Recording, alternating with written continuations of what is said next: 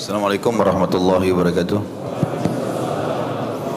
Alhamdulillah, wassalatu wassalamu ala rasulillah. Segala puji dan puja kehadirat Allah subhanahu wa ta'ala, juga salawat dan taslim kepada Nabi besar Muhammad sallallahu alaihi wasallam.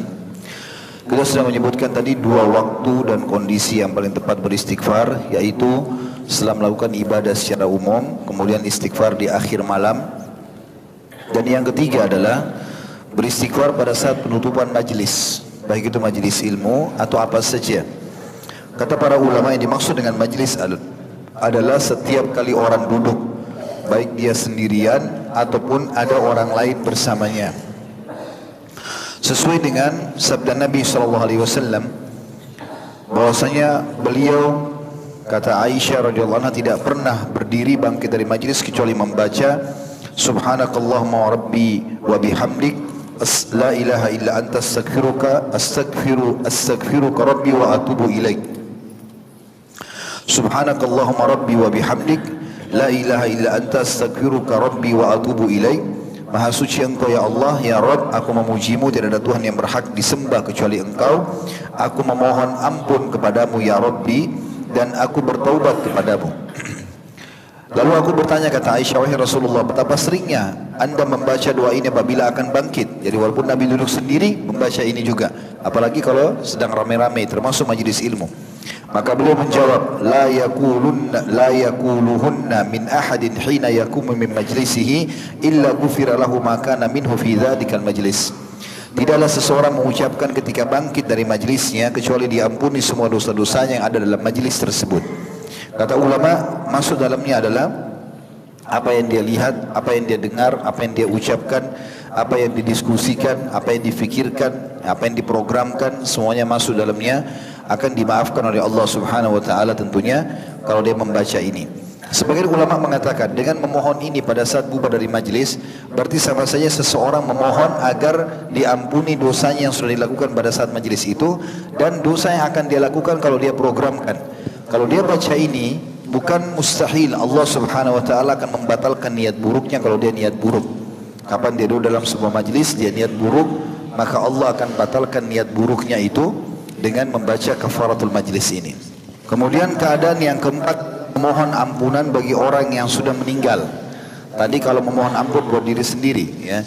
Kalau orang meninggal pun boleh dimohonkan ampun. Nabi SAW ketika selesai mengubur jenazah selalu mengucapkan istaghfiru li akhikum wasalu lahu bitathbit fa innahu al-ana yus'al. Mohonlah atau mintalah ampun kepada atau bagi saudara kalian ini, dan mintakanlah keteguhan agar lisannya bisa menjawab para malaikat, dan juga karena dia sekarang akan ditanya. Allah subhanahu wa ta'ala, teman-teman, dengan kemahamurahannya tidak hanya memberikan kesempatan kita untuk memohon ampun dan beristighfar sehingga dia memaafkan kita, dan akhirnya terbukalah segala macam pintu-pintu rezeki yang dia janjikan, tapi Allah juga menyiapkan makhluk-makhluknya yang lain yang memohon ampun buat kita. Di antaranya adalah ciptaan Allah yang mulia, para malaikat. Malaikat itu setiap harinya memohon ampun kepada Allah untuk orang-orang beriman. Sebagaimana Allah menjelaskan di dalam Al-Quran, di dalam surah Al-Mu'min ayat 7. A'udzu billahi minasyaitonir rajim. Alladzina yahmiluna al-arsya wa man hawlahu yusabbihuna bihamdi rabbihim wa yu'minuna bihi wa yastaghfiruna lilladzina amanu. Rabbana wasi'ta kulla syai'in rahmatan wa ilma faghfir lilladzina tabu wattaba'u sabilaka wa qihim 'adzabal jahim. Malaikat-malaikat yang memikul singgasananya Allah, arsy, dan malaikat yang berada di sekelilingnya bertasbih memuji Rabb mereka, dan mereka beriman kepada Allah serta meminta ampun bagi orang-orang beriman, seraya mengucapkan, ya Rabb kami, rahmat dan ilmu meliputi segala sesuatu, maka berilah ampunan kepada orang-orang yang bertaubat dan mengikuti jalanmu, dan perihalalah mereka dari siksa neraka yang menyala-nyala. Juga disebutkan di dalam firman Allah surah Asy-Syura ayat 5, bahwasanya Allah memerintahkan para malaikat untuk memohon ampun bagi orang beriman. A'udzu billahi minasyaitonir rajim. Takadus samawati yatafattarna min fawqihim wal malaikatu yusabbihuna bihamdi rabbihim wa yastaghfiruna liman fil ard.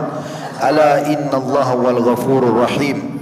Hampir saja langit itu pecah dari sebelah atas, karena kebesaran Allah, dan malaikat-malaikat bertasbih serta memuji Rabb-Nya dan memohon ampun bagi orang-orang yang berada di bumi. Ingatlah bahwa sesungguhnya Allah dialah yang maha pengampun lagi maha penyayang. Teman-teman, bagi yang masih malas beristighfar dan bertaubat, maka ini manfaatnya sangat besar sebagaimana sudah kita jelaskan statement para ulama salaf. Dan bukan cuma kita, para makhluk Allah yang mulia dari kalangan manusia, para nabi-nabi memohon ampun. Dimulai dari ayah kita Nabi Adam alaihissalam dan istrinya Hawa alaihissalam. Allah mengatakan untuk menceritakan tentang sikap mereka pada saat melanggar. Allah melarang memakan buah tertentu lalu mereka makan sebagai ujian. Maka mereka langsung beristighfar dan bertobat kepada Allah dengan lafaz surah Al-A'raf ayat 23, A'udzubillahi minasyaitonirrajim. Qala, ini berarti mereka berdua Adam dan Hawa berkata, Rabbana zalamna anfusana wa in lam taghfir lana wa tarhamna lanakunanna minal khasirin. Ya Tuhan kami telah menganiaya diri kami sendiri, dan jika Engkau tidak mengampuni kami dan memberi rahmat kepada kami, niscaya pastilah kami termasuk orang-orang yang merugi. Jadi untuk mengembalikan nikmat Allah yang sudah ada pada kita lalu hilang, itu dengan cara bertobat dan beristighfar.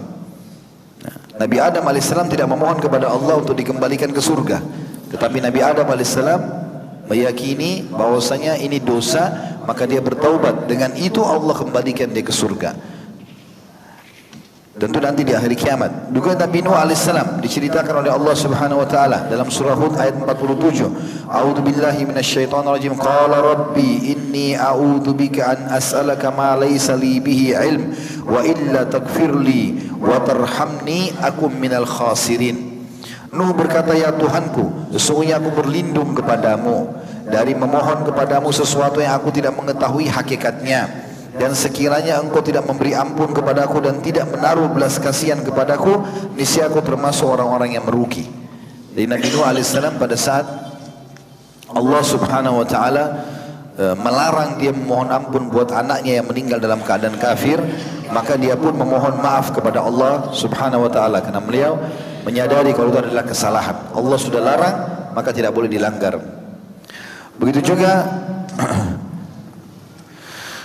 diceritakan tentang Ibrahim alaihissalam yang berkata dalam surah Asy-Syu'ara ayat 82, A'udzubillahi minasyaitonirrajim, walladzi atma'u an yaghfira li khati'ati yaumiddin. Demi zat atau dan zat Allah yang amat aku inginkan akan mengampuni kesalahanku pada hari kiamat nanti. Begitu juga dengan kisah para nabi-nabi yang lainnya cukup banyak, tapi kita cukupkan dengan kisah Nabi Muhammad SAW, di mana Allah Subhanahu wa taala juga menyebutkan tentang masalah istighfarnya Nabi SAW. Dalam surah An-Nasr ayat 3 Allah mengatakan dan memerintahkan nabinya untuk memohon ampun, fasabbih bihamdi rabbika wastaghfir innahu kana tawwaba. Maka bertasbihlah dengan memuji Tuhanmu hai Muhammad dan mohonlah ampun kepadanya, sesungguhnya dia adalah maha penerima taubat. Kata ulama dari surah An-Nasr ini diambil pelajaran bahwasanya memohon ampun dan bertobat bukan hanya sekedar kalau orang ada dosa, tetapi pada saat Allah berikan nikmat pun sebagai bentuk syukur kita memohon ampun kepada Allah. Khawatirnya jangan sampai nikmat itu kita tidak syukuri sehingga menjadi dosa. Yang tadinya nikmat bisa berubah menjadi dosa. Begitu juga firman Allah memerintahkan Nabi Muhammad SAW dalam surah Muhammad ayat 19, A'udzubillahi minasyaitonirrajim, wastaghfir li dzambika walil mu'minina wal mu'minat wallahu ya'lamu mutakallabakum wa mathwaakum. Yang artinya, dan mohonlah ampunan bagi dosamu hai Muhammad dan bagi dosa orang-orang mukmin laki-laki dan perempuan, dan Allah mengetahui tempat kamu berusaha dan tempat tinggalmu. Juga Nabi SAW mengatakan di dalam hadis-hadis yang masyhur di antaranya, wallahi inni la astaghfirullah wa atubu ilaihi fil yaumi aktsara min 70 marrah. Ketahuilah kata Nabi SAW, demi Allah aku sungguh beristighfar dan bertobat kepada Allah dalam sehari lebih dari 70 kali. Dan hadis ini tentu hadis sahih diriwayatkan oleh Imam Bukhari. Kalau Nabi SAW saja yang sudah jelas diampuni dosanya yang lalu dan yang akan datang memohon ampun kepada Allah, bagaimana dengan kita? Kalau ada yang bertanya apakah Nabi SAW melakukan pelanggaran, pernah disebutkan dalam beberapa kisah, tapi para nabi-nabi itu kalau melakukan kesalahan ditegur oleh Allah langsung diluruskan dan langsung diterima taubatnya, karena mereka langsung kembali kepada Allah Subhanahu wa taala. Seperti kasus misalnya pada saat Nabi SAW mengharamkan madu, ya, pernah terjadi Aisyah mengatakan kepada Nabi SAW bahwasanya mulut anda bau ya Rasulullah. Padahal Nabi SAW hanya makan madu saja karena ada kecemburuan pada istri yang lain. Maka akhirnya Nabi SAW pun pergi ke pinggir Madinah lalu memikirkan masalah itu. Setelah itu ada sahabat yang lewat mengatakan, ya Rasulullah ada apa? Kata Nabi SAW, hari ini aku haramkan madu. Allah langsung menegur Nabi SAW dalam surat Tahrim ayat 1. Hai Nabi, kenapa kau berani-berani mengharamkan apa yang telah Allah halalkan hanya untuk mencari ridho istri-istrimu? Tapi di sini Allah SWT tegur untuk menjadi pelajaran langsung buat umatnya dan Allah maafkan. Seperti itulah. Makanya di sini firman Allah dikatakan, hai Nabi, beristighfarlah atau memohon ampunlah atas dosa-dosamu dan juga orang-orang beriman. Ya. Tapi di sini bukan berarti Nabi SAW sengaja melakukan pelanggaran ya. Nabi SAW orang yang paling menjaga diri dalam ketaatan, tetapi terlintas dalam kehidupan beliau hal-hal yang menjadi pelajaran bagi umat ini. Juga kata para sahabat, Ibnu Umar berkata radhiyallahu anhu, kami pernah menghitung ucapan Rasulullah SAW dalam satu majlis, selalu beliau ucapkan, Rabbighfirli wa tub alayya innaka antat tawwabur rahim. Wahai Tuhanku, ampunilah aku dan terimalah tobatku, sesungguhnya aku maha menerima tobat lagi maha penyayang. Dalam satu majlis bisa sampai 100 kali. Hadis ini sahih diriwayatkan oleh Imam Muslim. Juga Nabi SAW sering mengucapkan dalam doanya yang masyhur, Allah maghfirli khati'ati wa jahli wa israfi fi amri wa ma anta alamu bihi minni. Allahumma maghfirli jiddi wa hazli wa khata'i wa amdi wa kullu dhalika indi. Allahumma maghfirli ma qaddamtu wa ma akhartu wa ma asrartu wa ma alantu wa ma anta alamu bihi minni. Antal muqaddimu wa antal muakhiru wa anta ala kulli syai'in qadir.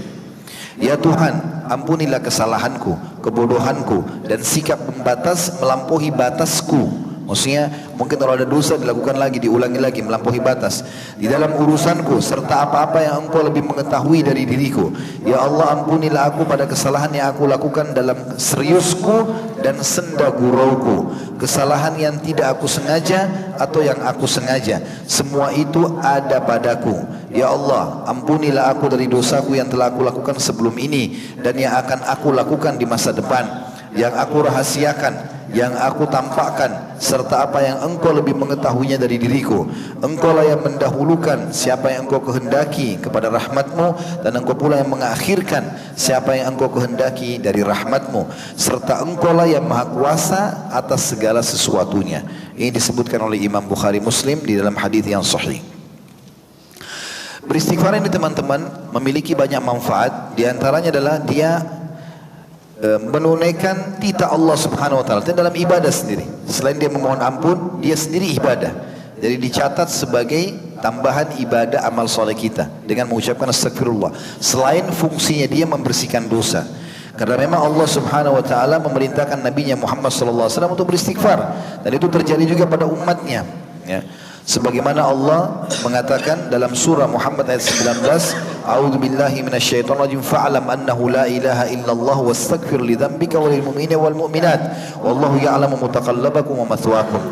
Maka ketahuilah bahwasanya sesungguhnya tidak ada Tuhan yang berhak disembah selain Allah, dan mohonlah ampun bagi dosamu dan bagi dosa orang-orang mukmin laki-laki dan mukminah perempuan, dan Allah mengetahui tempat kamu berusaha dan tempat tinggalmu. Yang kedua, tentu cukup banyak dalil tentang masalah ini, saya ringkaskan. Yang kedua adalah istighfar termasuk sebab rezeki. Sebagaimana disebutkan dalam kisah Nabi Nuh alaihissalam, pada saat beliau mau menjanjikan dan mendakwahi kaumnya supaya mau bertobat dan kembali ke jalan Allah, mereka selalu datang tiap hari ke patung-patung dan memohon kepada patung-patung tersebut. Maka Nabi Nuh berkata dalam surah Nuh ayat 10 sampai ayat 12, A'udzu billahi minasyaitonir rajim, faqultu astaghfiru rabbakum innahu kana ghaffara yursilis samaa 'alaikum midrara wa yumditkum bi amwalin wa banina wa yaj'al lakum jannatin wa yaj'al lakum anhara. Yang artinya, maka aku katakan kepada mereka, mohonlah ampun kepada Tuhanmu, sesungguhnya Dia Maha Pengampun. Niscaya Dia Allah akan mengirimkan hujan kepadamu yang lebat dan memperbanyak harta juga anak-anakmu, dan mengadakan untukmu kebun-kebun dan mengadakan pula untukmu sungai-sungai. Allah juga menceritakan tentang nabinya Hud alaihissalam di dalam surah Hud ayat 52. A'udzu billahi minasyaitonir rajim. Wa ya qaumi istaghfiru rabbakum thumma tubu ilaihi yursilis samaa 'alaikum midraran wa yazidkum quwwatan ila quwwatikum wa la tatawallaw mujrimin. Dan Nuh atau Hud berkata kepada kaumnya, hai kaumku, mohonlah ampun kepada Tuhan kalian, lalu bertaubatlah kepadanya. Niscaya dengan istighfar dan taubat itu dia akan menurunkan hujan yang sangat deras atasmu, maknanya rezeki yang banyak dari langit, dan dia akan menambahkan kekuatan ke atas kekuatanmu, dan janganlah kamu berpaling dan berbuat dosa. Istighfar juga akan memberikan jalan keluar dari segala macam permasalahan, termasuk kalau pada saat hujan tidak mau turun. Disebutkan dalam sebuah riwayat bahwasanya Umar bin Khattab radhiyallahu anhu di zaman khilafahnya beliau pernah terjadi peceklik. Lalu kemudian beliau mengajak manusia untuk sholat istisqa, minta turun hujan. Lalu kemudian beliau memperbanyak istighfar. Lalu setelah itu beliau bubarkan, setelah memohon ampun bubarkan. Lalu ada orang-orang yang bertanya, wahai Amir Mukminin, kenapa anda tidak memohon turun hujan? Maka kata Umar, aku telah memohon hujan dengan hal yang terbaik yang bisa mengundang hujan itu, yaitu istighfar. Lalu beliau membaca firman Allah tadi, mohonlah ampun kepada Tuhanmu, sesungguhnya dia maha pengampun, niscaya dia akan mengirimkan hujan kepadamu yang lebat. Juga kata Nabi SAW, man akthara istighfara ja'alallahu lahu min kulli dhiqin makhraja wa min kulli hammin faraja wa razaqahu min haitsu la yahtasib. Siapa atau barang siapa memperbanyak istighfar, jadi banyak, bukan 1-2 kali, tapi rutin lisannya mengucapkan itu. Ya, kalau bahasa saya biasa di pengajian, 2 kalimat zikir ini luar biasa. Alhamdulillah, astagfirullah. Ini luar biasa. Alhamdulillah memperbanyak nikmat, istighfar mengampuni dosa. Ini kalau sering kita ucapkan luar biasa, tanpa lagi ada perhitungan. Ya. Kalau perlu tidak ada lagi jumlahnya. Seperti Ibnu Taimiyah tadi mengatakan, beliau mempunyai masalah yang sangat berat, lalu beliau beristighfar sampai 1000 kali, dan akhirnya Allah SWT berikan jalan keluar dari permasalahannya. Hadis ini bermakna barang siapa memperbanyak istighfar, niscaya Allah akan menjadikan untuknya jalan keluar dari setiap kesempitan dan kelapangan dari setiap kesedihan, dan Allah memberinya rezeki dari arah yang tidak disangka-sangka. Hadis ini hadis sahih riwayat Imam Ahmad. Istighfar yang banyak dibaca juga menyebabkan menjadi masuk ke dalam surga. Sebagaimana sudah kita sebutkan tadi hadis tentang Sayyidul Istighfar, hadis sahih riwayat Bukhari. Ya, Allahumma anta rabbi la ilaha illa anta khalaqtani sampai akhir sudah kita bacakan tadi. Kata Nabi SAW, siapa yang baca di pagi hari ikhlas dan yakin dalam hatinya tentang istighfar ini, maka kalau dia meninggal sebelum sore hari dia pasti masuk surga. Kalau dia baca malam hari, yakin dalam hatinya. Dalam hadis ini dikatakan mungkin, ya, dia harus yakin dalam hatinya. Wa huwa muqinun biha, dia yakin dengan kalimat istighfar atau saat istighfar ini, maka dia ucapkan malam hari. Kalau dia meninggal sebelum pagi hari, dia pasti masuk ke dalam surga. Yang keempat, istighfar akan memaafkan semua dosa-dosa asal diucapkan dengan ikhlas, sebagaimana Allah menjelaskan dalam surah Al-Imran ayat 135. A'udzu billahi minasyaitonir rajim, walladzina idza fa'alu fahishatan aw dhalamu anfusahum dzakarullaha fastaghfiru lidzunubihim wa may yaghfiru dzunuba illallah wa lam yusirru ala ma fa'alu wa hum ya'lamun. Dan juga orang-orang yang apabila mengerjakan perbuatan keji atau dosa atau menganiaya diri mereka sendiri, mereka ingat pada Allah. Makna, sebagian ulama tafsir mengatakan maknanya kalau ada orang berbuat dosa sementara ada iman walaupun kecil dalam hatinya, Allah akan buat dia punya rasa penyesalan atau khawatir.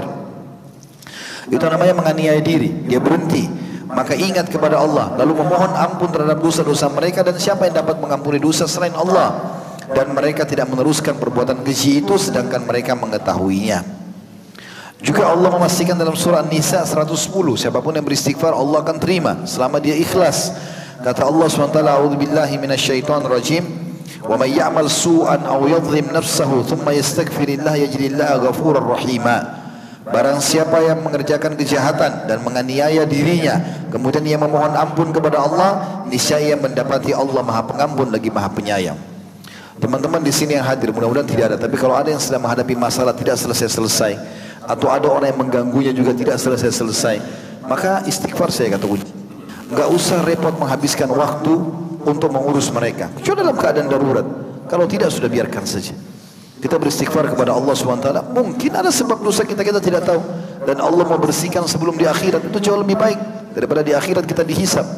Mungkin di dunia hanya dengan sakit 3 hari, mungkin hanya karena ada yang digibah sekian hari, mungkin hanya karena hilang sebuah benda, mungkin yang masih bisa diganti dengan dia. Lebih baik daripada dihukum oleh Allah SWT pada hari kiamat. Maka perbaiki hubungan sama Allah, Allah pasti akan perbaiki hubungan dia dengan makhluk. Di dalam hadis yang disebutkan bahwasanya Rasulullah SAW bersabda, tidak ada seorang hamba melakukan satu dosa lalu bersuci dengan bagus, maksudnya berwudu dengan sempurna, lalu melakukan sholat 2 rakaat, kemudian beristighfar atau memohon ampun kepada Allah, kecuali dosanya diampuni. Kemudian beliau membaca firman Allah SWT, Nabi SAW, dan yang artinya, dan juga orang-orang yang apabila mengerjakan perbuatan keji dan menganiaya diri mereka, mereka ingat kepada Allah lalu memohon ampun terhadap dosa-dosa mereka, dan siapa yang dapat mengampuni dosa selain daripada Allah, dan mereka terus atau tidak meneruskan perbuatan keji itu sedang mereka mengetahuinya. Ada sebuah hadis mulia, hadis qudsi, dan hadis ini luar biasa. Yang kata Nabi SAW, Allah berfirman, ya ibna Adam, innaka ma da'autani wa rajautani ghafartu laka ma kana minka wala ubali. Ya ibna Adam, law balagat dhunubuka anana as-sama'i thumma astaghfartani ghafartu laka wala ubali. Yang artinya, hai anak Adam, seandainya kamu memohon dan mengharap kepadaku, aku akan memberimu ampunan terhadap semua dosamu dan aku tidak peduli. Artinya sebesar apapun dosamu, ya bagaimanapun keadaanmu, kebencian orang sebesar apapun padamu, aku tidak peduli, aku akan maafkan, kata Allah. Hai anak Adam, selama kamu memohon dan mengharap kepadaku, aku akan memberimu ampunan terhadap semua dosamu dan aku tidak peduli. Hai anak Adam, andai dosa-dosamu mencapai langit, kemudian kamu memohon ampun kepadaku, niscaya aku akan mengampuni dan aku tidak peduli. Hadis ini hadis hasan, diriwayatkan oleh Tirmidzi. Dan ini teman-teman sekalian adalah sesuatu yang sangat luar biasa yang harus dipegangi oleh seorang hamba, karena Allah maha menerima taubatnya. Juga dalam hadis yang serupa dengan ini dan mulia sekali, hadis ini di hadis sahih diriwayatkan Imam Bukhari Muslim, kata Nabi SAW, apabila hamba melakukan satu dosa lalu berdoa, dia mengatakan, ya Allah ampunilah aku, maka Allah Subhanahu wa taala berfirman, hambaku telah berbuat dosa, dan dia sadar bahwa dia memiliki Rabb yang menghukum dengan sebab dosa dan yang memaafkan dosa itu. Wahai hambaku, berbuatlah apa yang engkau kehendaki karena aku telah mengampunimu. Juga di dalam hadis yang lain, sebuah athar, bahwasanya iblis berkata, wahai Rabbku, demi keperkasaanmu, aku akan selalu menipu atau mengatur tipu daya buat anak Adam selama ruh-ruh mereka masih di badan mereka. Maka Allah menjawab iblis sambil mengatakan, wa izzati wa jalali la akfiranna lahum ma damu yastaghfiruni. Demi keperkasaanku dan keagunganku pula, aku benar-benar akan mengampuni mereka selama mereka memohon ampun kepadaku. Makanya tadi iblis di awal perkataan salafus saleh kan mengatakan, ya, Ibnu Qayyim mengatakan, dia mengatakan, aku membinasakan manusia atau anak Adam dengan dosa dan mereka membinasakanku dengan istighfar, dengan la ilaha illallah. Hudzaifah bin Yaman radhiyallahu anhu berkata, saya adalah seorang yang berlidah tajam pada keluargaku. Maksudnya dia kalau berbicara tegas, keras suaranya. Maka saya berkata, wahai Rasulullah, saya khawatir lidahku akan memasukkanku dalam api neraka. Lalu Nabi SAW bersabda, fa'aina anta minal istighfar, fa'inni la astaghfirullah fil yawmi mi'ata marrah. Maka di mana kau dari istighfar, wahai Abi Dzar? Sesungguhnya aku beristighfar kepada Allah dalam sehari 100 kali. Kata sebagian ulama, mungkin orang tidak akan melakukan dosa 100 dosa dalam sehari, dan bisa saja Allah mengampuni dengan satu istighfar, diampuni juga itu satu dosa, sehingga bisa membersihkan dosa-dosa pada hari itu. Kemudian juga yang kelima, istighfar bisa mencegah dari azabnya Allah. Hasan Basri berkata rahimahullah, wahai anak Adam, meninggalkan dosa lebih ringan bagimu daripada mencari taubat. Juga Allah Subhanahu wa taala telah berfirman bahwasanya azabnya Allah tidak turun selama orang-orang beristighfar. Dalam surah Al-Anfal ayat 33. Tentu ayat ini turun teman-teman sekalian pada saat orang-orang Mekah menantang Nabi SAW untuk mendatangkan azab. Maka Allah berfirman, a'udzubillahi minasyaitonirrajim, wa ma kana Allahu liyu'adzibahum wa anta fihim wa ma kana Allahu mu'adzibahum wa hum yastaghfirun. Allah sekali-kali tidak akan mengadab mereka sedangkan kamu berada di tengah-tengah mereka, hai Muhammad. Ini tadi sesuai dengan statement sebagian salaf atau sahabat Nabi Abu Musa al-Asy'ari radhiyallahu anhu yang mengatakan, kami memiliki dua senjata untuk bisa dimaafkan oleh Allah. Salah satunya adalah keberadaan Nabi SAW. Tapi Nabi sudah meninggal, tinggal yang kedua. Allah mengatakan, dan Allah sekali-kali tidak akan mengadab mereka sedangkan kamu hai Muhammad berada di tengah-tengah mereka, dan tidak pula Allah akan mengadab mereka selama mereka masih beristighfar.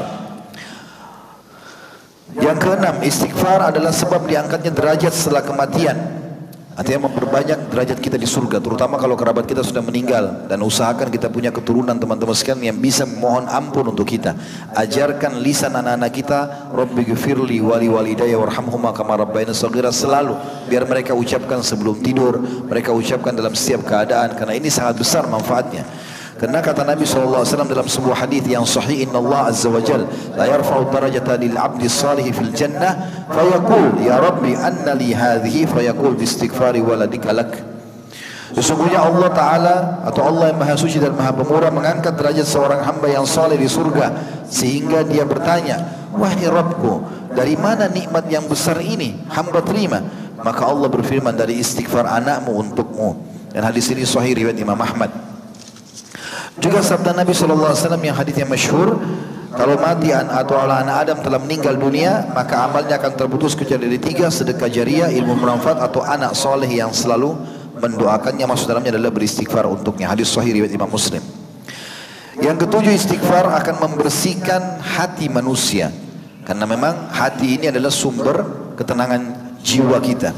Kapan hati seseorang tenang? Biar dia tinggal di gubuk yang kecil, biar makannya hanya sedikit makanan atau makanan bekas, dia akan merasa dunia ini luas bagi dia. Ada orang makanannya mewah, kendaraannya mewah, rumahnya mewah, tapi merasa sempit semuanya karena banyaknya dosa dalam hati. Kalau hati ini sudah suci dan bersih, maka semuanya terasa lapang. Dan itu disebabkan salah satunya adalah istighfar.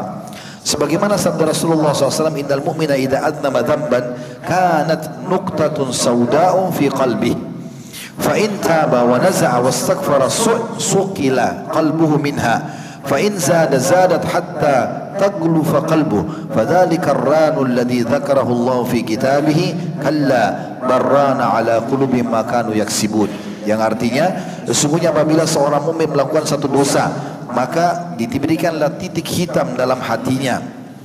Jika dia bertobat dan meninggalkan dosa itu serta beristighfar, maka bersihlah hatinya tadi.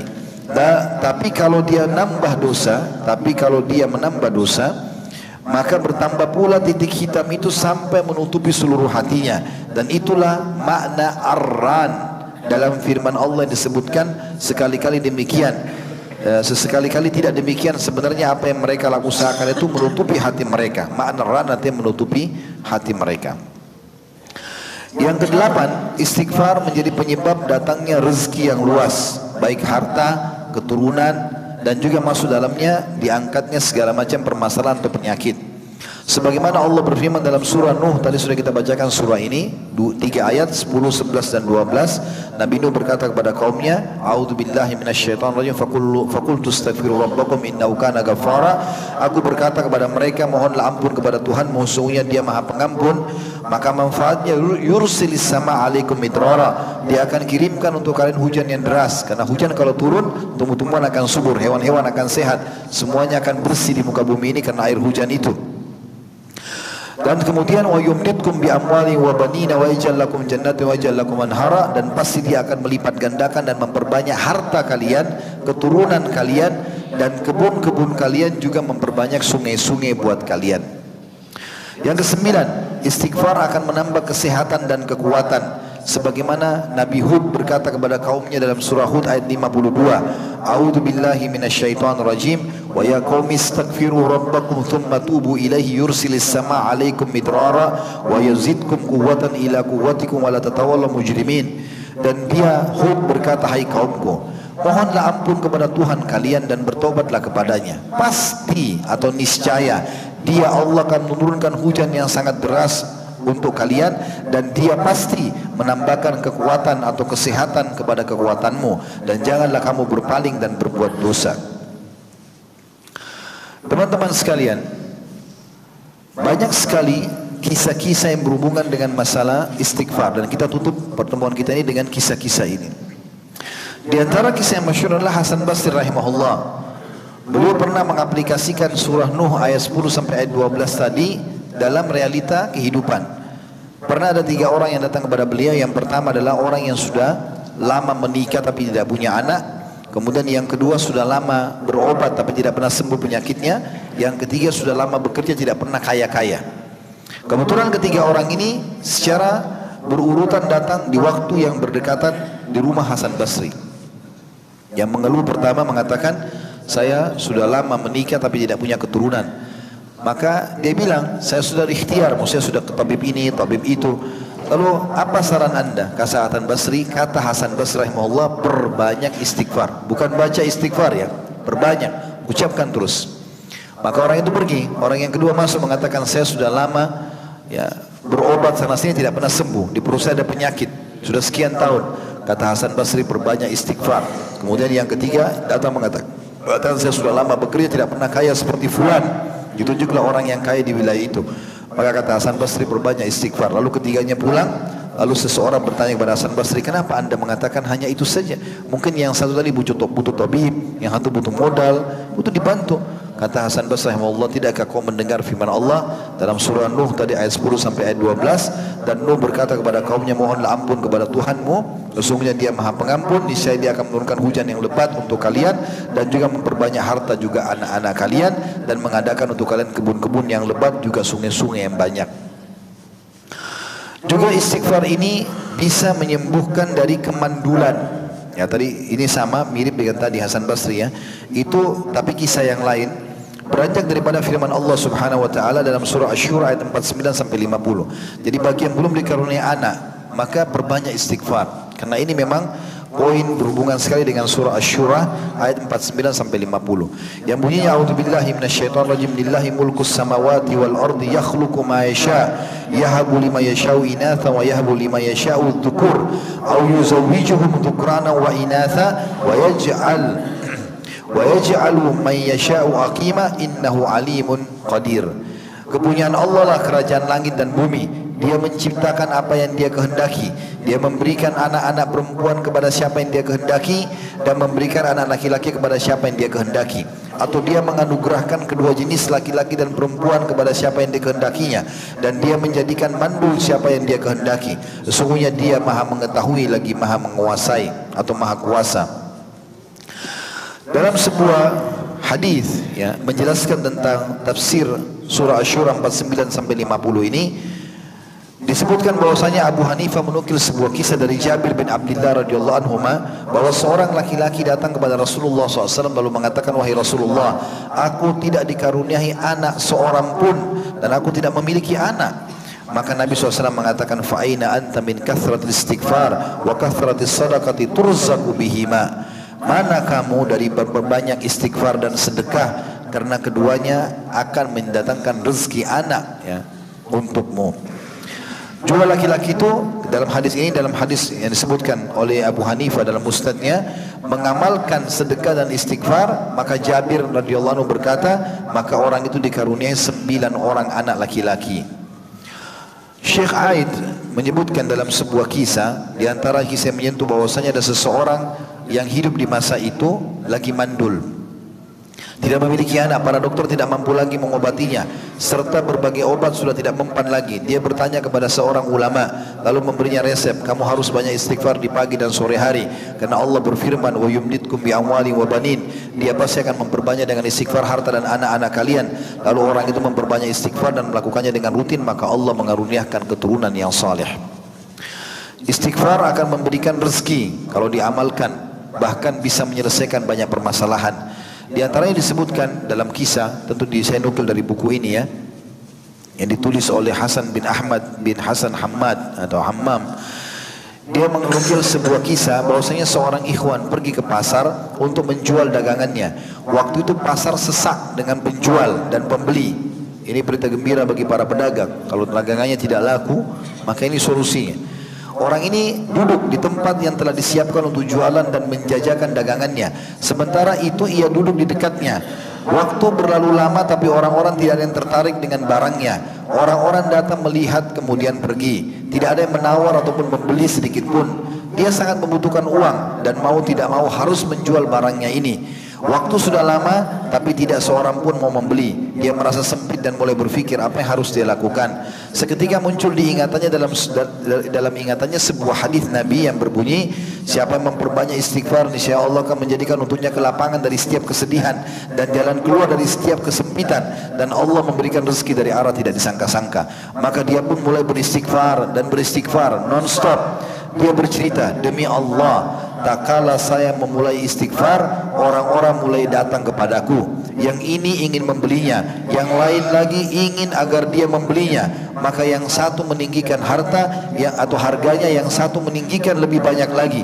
Sampai akhirnya mereka berebut dan habis daganganku. Alhamdulillah, saya pun pulang ke rumah membawa seluruh uang yang saya harapkan, dan kedua mata saya meneteskan air mata karena rezeki yang Allah berikan ini. Begitu juga dalam kisah yang lain dinukil bahwasanya seseorang pernah bertengkar suami istri dalam rumah tangganya. Maka kata orang ini, dia ceritanya seperti itu, dinukil dalam buku ini saya bacakan. Di suatu hari aku pulang ke rumah dalam keadaan letih dan penuh beban. Aku membuka pintu ketika tiba-tiba istri menunggu penuh dengan tanda marah dan emosi. Maksudnya istrinya marah dengan dia. Dia langsung menjelajahiku dan dengan berbagai pertanyaan, menanyakan berbagai pertanyaan. Saya tidak bisa menguasai diri lalu menghadapinya dengan emosi dan amarah yang sama. Malam sudah larut sementara debat dan masih terus berlanjut sampai menjelang subuh. Akhirnya istriku mengambil inisiatif meninggalkan rumah dan pergi ke rumah orang tuanya. Saya berusaha mengurungkan tekadnya tapi tidak berhasil. Dia masuk kamar kami, mempersiapkan tasnya lalu bergegas pergi. Saya meninggalkannya dan keluar dari rumah tanpa tahu kemana dia pergi atau tanpa tahu kemana harus pergi. Saya sangat emosional dan marah pada saat itu. Di samping rumahku terdapat sebuah masjid dan azan sebentar lagi dikumandangkan. Saya masuk masjid, berwudu dan sholat 2 rakaat. Ini waktu masih sholat tahajud karena subuh belum masuk. Tak lama kemudian azan subuh dikumandangkan. Saya pun sholat subuh berjamaah. Saya diam di masjid beristighfar kepada Allah Subhanahu Wa Taala, dan keadaan itu terus berlangsung kurang lebih 1 jam. Lalu saya bangkit pulang ke rumah dan membuka pintu ketika tiba-tiba istriku duduk menungguku dengan senyum. Saya mengucapkan salam dan bertanya, kamu masih berkeras hati ingin pergi? Maka dia berkata, tidak, saya menyesal atas apa yang telah saya perbuat. Lalu saya bergumam, ini aneh, apa yang terjadi sebenarnya? Kemudian saya bertanya tentang rahasia di balik perubahan itu. Dia berkata, demi Allah, kata istrinya, saya tidak tahu. Akan tetapi sejak 1 jam yang lalu jiwa saya menjadi tenang dan saya sadar kalau saya salah, dan lalu Allah memberiku petunjuk. Saya teringat waktu itu, kata si suami, bertepatan dengan waktu yang saya duduk di masjid dan saya beristighfar kepada Allah, dan sesuai dengan sabda Nabi SAW, siapa memperbanyak istighfar, niscaya Allah akan memberikan kepadanya kelapangan dari setiap kesedihan dan jalan keluar dari setiap kesempitan, dan Allah memberinya rezeki dari tempat tidak disangka-sangka. Dan ini jelas sekali diberikan oleh atau dijanjikan oleh Nabi alaihi salatu wassalam. Tentu di sini banyak sekali kisah-kisah teman-teman sekalian, saya tidak bacakan semua, tapi ada di antara hal yang luar biasa adalah tentang masalah kisah gempa di Pakistan. Begitu ditulis dalam buku ini ya. Yang diketahui oleh banyak orang di mana korbannya mencapai ribuan. Pertolongan Allah SWT berkenan menyelamatkan seorang laki-laki dari kematian. Pada saat gempa dia berada di rumah sedang menyantap makanannya. Kemudian dia beranjak ke tempat tidurnya untuk sedikit istirahat. Saat dia terlentang di atas kasur, tiba-tiba gempa dahsyat terjadi. Kamar bergetar hebat, bahkan seluruh rumah, atap di atasnya mulai retak dan dia melihatnya. Begitu dahsyatnya hingga dia tidak bisa bergerak dari tempatnya. Tembok-tembok kamar mulai berjatuhan di hadapan matanya. Dia tidak bisa berbuat apa-apa kecuali beristighfar, mengucapkan astagfirullah, astagfirullah, dan terus berkelanjutan sementara atap pun mulai jatuh. Peristiwa ini terjadi begitu singkat, tidak lebih dari beberapa menit saja. Allah Azza wa Jalla berkehendak menyelamatkan orang ini. Dia menceritakan dirinya, atap yang terbuat dari tanah Khurasan yang tebal benar-benar jatuh. Akan tetapi alhamdulillah runtuhannya jatuh di atas pojok ruangan kecuali tempat yang saya ada di sana. Saya bangkit dan segera keluar, lalu saya memuji Allah dan saya berkata, sungguh benar sabda Nabi SAW, barang siapa yang rutin beristighfar, maka niscaya Allah akan menjadikan untuknya kelapangan dari setiap kesedihan dan jalan keluar dari setiap kesempitan, dan Allah memberinya rezeki dari arah tidak disangka-sangka. Dan kalau kita mau menukil kisah, terlalu banyak, ribuan kisah berhubungan dengan masalah kisah istighfar ini. Intinya teman-teman sekalian, seringlah ucapkan istighfar diikuti dengan tulusan dalam hati, maka Allah SWT akan memberikan semua yang kita harapkan. Apa saja? Sembuhnya penyakit, bertambahnya harta, bertambahnya keturunan, ya, terpecahkan semua permasalahan, bahkan keluar dari kesempitan dada ataupun masalah yang sedang dihadapi. Allahu a'lam. Baik, semoga Allah SWT memberkahi majlis kita teman-teman sekalian dan menjadikan ini sebagai tambahan amal kita pada hari kiamat, dan semoga seluruh amal yang sudah kita kerjakan, yang sedang kita kerjakan dan juga yang akan kita kerjakan sampai menjelang ajal dan nanti diterima dengan pahala yang sempurna, dan semoga seluruh dosa yang pernah kita kerjakan tidak terkecuali yang besar ataupun kecil, sengaja tidak sengaja, samar ataupun nyata, semuanya diganti oleh Allah dengan kemampuannya menjadi pahala, dan kita selalu berdoa agar Indonesia menjadi negara yang aman, tentram, damai, seluruh umat Islam di bawah naungan ukhuwah Islami, dan dalam hal ibadah mereka kembali kepada Al-Quran dan Sunnah, dan semoga Allah mengaruniakan kita pemimpin muslim yang adil yang kembali kepada Al-Quran dan Sunnah, dan semoga Indonesia menjadi contoh bagi negara yang lain. Tidak pernah lupa kita doakan saudara kita di Palestina, di Syria, di Yaman, di Irak, di Myanmar, di Aqsa, dimanapun mereka berada sedang tinggal. Semoga Allah ikhlaskan niat mereka, terima para syuhada mereka, mulakan Islam di tangan mereka dan tangan kita semua, dan semoga Allah ikut sertakan kita bersama mereka di pahala, baik dengan doa, dengan harta, juga dengan jiwa kita. Dan semoga Allah dengan kemahamurahannya yang saya yakin sedang melihat kita karena Dia Maha melihat, mendengar kita karena Dia Maha mendengar, dan mengetahui niat dan juga keberadaan kita karena Dia Maha mengetahui, agar menyatukan kita semua di surga firdausnya tanpa hisab, mana disatukan dalam majlis ilmu yang mulia ini. Pada benar dari Allah wa Rasul saya mohon dimaafkan. Subhanakallahumma bihamdika, asyhadu an la ilaha illa anta astaghfiruka wa atubu ilaik. Wa sallallahu ala nabiyyina Muhammadin wa akhiru da'wana alhamdulillahi rabbil alamin. Wassalamualaikum warahmatullahi wabarakatuh.